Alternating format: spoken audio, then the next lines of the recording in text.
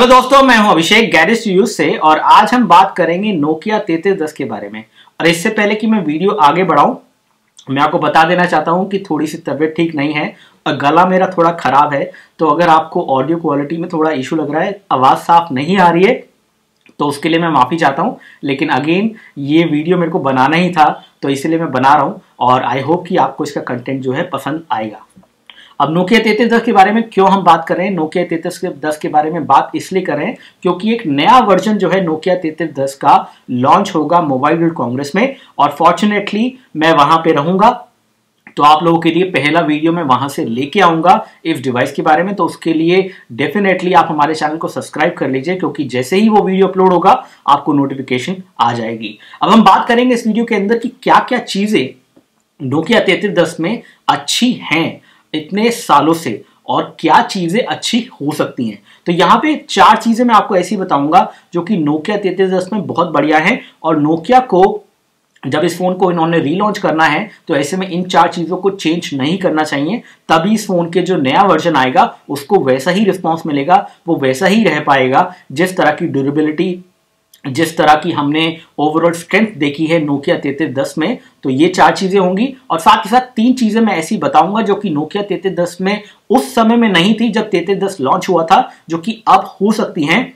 और मुझे नहीं लगता उससे बहुत ज्यादा कुछ कॉम्प्रोमाइज होगा फोन की बिल्ड क्वालिटी या फिर पहली 4 चीजों पे, जिसकी वजह से ये फोन बहुत ही ज्यादा पॉपुलर इतने समय से रहा है। अब नोकिया 3310 क्यों इतना पॉपुलर रहा है, क्योंकि यहां पे एक स्टोरी ऐसी भी निकल के आई है, एक खबर ऐसी भी निकल के आई है कि एक सोल्जर ने नोकिया 3310 साल 2000 में लिया और 2017 अब हो चुका है और 2017 तक भी नोकिया 3310 उनका चल रहा है। यानी कि इतना समय एक फोन का टिकना वो एक बड़ी बात है। तो ऐसे में नोकिया 3310 डेफिनेटली एक ऐसा फोन है जो कि रॉक सॉलिड फोन है। अब हम बात करते हैं कि क्या क्या चीजें इस फोन को रॉक सॉलिड और इतना ड्यूरेबल बनाती हैं। तो पहली चीज जो इस नोकिया 3310 की है वो है इसकी बिल्ड क्वालिटी।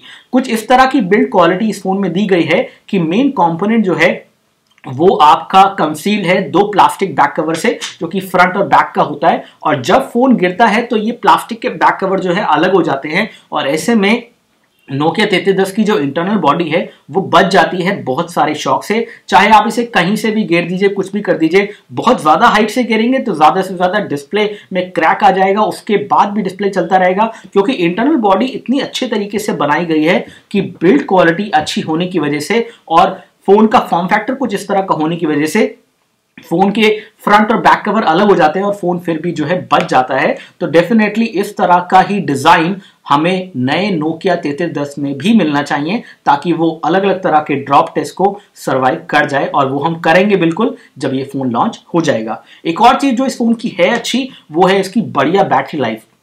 और इसका भी एक रीजन है, क्योंकि जो नोकिया 3310 के अंदर डिस्प्ले है वो है मोनोक्रोम एलसीडी। तो मोनोक्रोम एलसीडी एक्चुअली में उतनी बैटरी कंज्यूम नहीं करती है अगर आप उसे कंपेयर करें जो कि करंट हमारे फोन्स होते हैं IPS display, TFT IPS display, TFT LCD display, या फिर आप एमोलेड की बात करें तो ये सारे डिस्प्लेस इतने कलरफुल होते हैं, इतने पिक्सल्स होते हैं इसमें। तो ऐसे में बहुत सारा जो बैटरी है ये लोग कंज्यूम कर लेते हैं इस तरह के डिस्प्लेस। इसी वजह से हमारे आजकल के स्मार्टफोन्स के जो डिस्प्ले बड़े बड़े हैं, बैटरी बैकअप जो है उतना ही छोटा छोटा होता जाता है। और ऐसे में अगर आपको बड़ी बैटरी वाला फोन चाहिए तो थोड़ा सा बल्की फोन लेना पड़ता है। उतना लाइट वेट वो फोन होता नहीं है जितना लाइट वेट नोकिया 3310 है। लेकिन नोकिया 3310 में ये डिस्प्ले का कॉम्प्रोमाइज जो है था कि वो मोनोक्रोम एलसीडी था उसके अंदर। अब नए वाले नोकिया 3310 में हो सकता है कि हमें कलर एलसीडी देखने को मिले, जो कि अगेन मैं रिकमेंड करूंगा नोकिया को कि उसका साइज बहुत ज्यादा बड़ा नहीं होना चाहिए, क्योंकि वहां पे भी सेम कहानी होगी उस केस में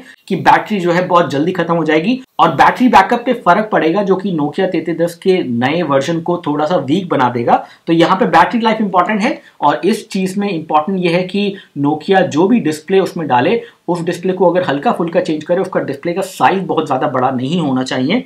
इसके बाद जो अगली चीज है जो कि नोकिया 3310 की इतने सालों से अच्छी है वो है उसके लाउड स्पीकर। अगेन एक ही लाउड स्पीकर है डिवाइस में, लेकिन वो लाउड स्पीकर इतना बड़ा है कि आप उसे 2 कमरे दूर से भी सुन सकते हैं कि वो फोन बज रहा है। आजकल के फोन की तरह नहीं कि वो दूसरे कमरे में रखा है और वो फोन बज रहा है तो कई बार आपको पता नहीं चलता है। तो ऐसे में लाउड स्पीकर जो है लाउड ही रहना चाहिए नए नोकिया 3310 में भी, तभी वो उस तरह की ड्यूरेबिलिटी और उस तरह की जो अप्रोच है, जो अट्रैक्टिवनेस है उसमें रहेगी अगर लाउड स्पीकर उतना लाउड रहेगा तो। एक और चीज जो है वो है नोकिया 3310 की ड्यूरेबिलिटी। अब हम ड्यूरेबिलिटी की जो बात कर रहे हैं ये आती है बिल्ड क्वालिटी से, इंटरनल कंपोनेंट्स उसमें कैसे यूज हुए हैं, पूरे फोन का स्ट्रक्चर कितना स्ट्रांग है किसी भी तरह के ड्रॉप को सर्वाइव करने के लिए, लॉन्ग टर्म यूसेज को सर्वाइव करने के लिए, या फिर अगर पानी में फोन गिर जाए तो उस केस में वो फोन चलता रहता है नहीं चलता रहता है, क्या होता है उसमें, इन सब चीजों पे डिपेंड करता है। तो जिस तरह की ड्यूरेबिलिटी हमें मिली है नोकिया 3310 में, अगर बिल्ड क्वालिटी के अच्छे अच्छे एस्पेक्ट्स पे ध्यान दिया जाए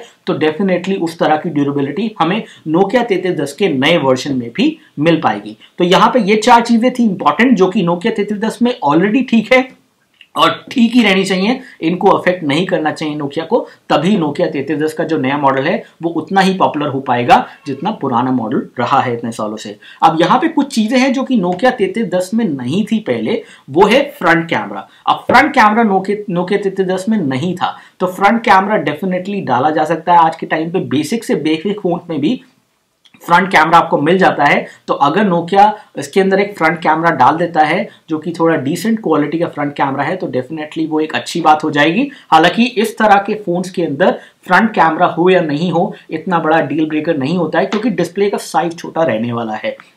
अब एक और चीज यहाँ पे है वो ये है कि इस एलसीडी डिस्प्ले को जो कि नोकिया 3310 में है, जो कि मोनोक्रोम एलसीडी है, इसको कलर्ड एलसीडी किया जा सकता है। और कलर्ड एलसीडी डिस्प्ले हमने नोकिया के कुछ एग्जिस्टिंग फीचर फोन्स में भी देखे हैं। ये डिस्प्ले उस तरह का हाई क्वालिटी डिस्प्ले नहीं होता है जो आपको स्मार्टफोन में मिलता है, बिल्कुल हाई एंड वाले, लेकिन ये डिस्प्ले में कलर्स होते हैं जो कि हमने नोकिया के एग्जिस्टिंग फीचर फोन्स में देखे हैं, जो कि अभी बिक रहे हैं इंडिया में। नोकिया 2200 2300 उसमें उस तरह के डिस्प्ले जो मिल जाते हैं, और वो सेम तरह की एलसीडी मेरे ख्याल से यूज हो सकती है नए नोकिया 3310 में भी।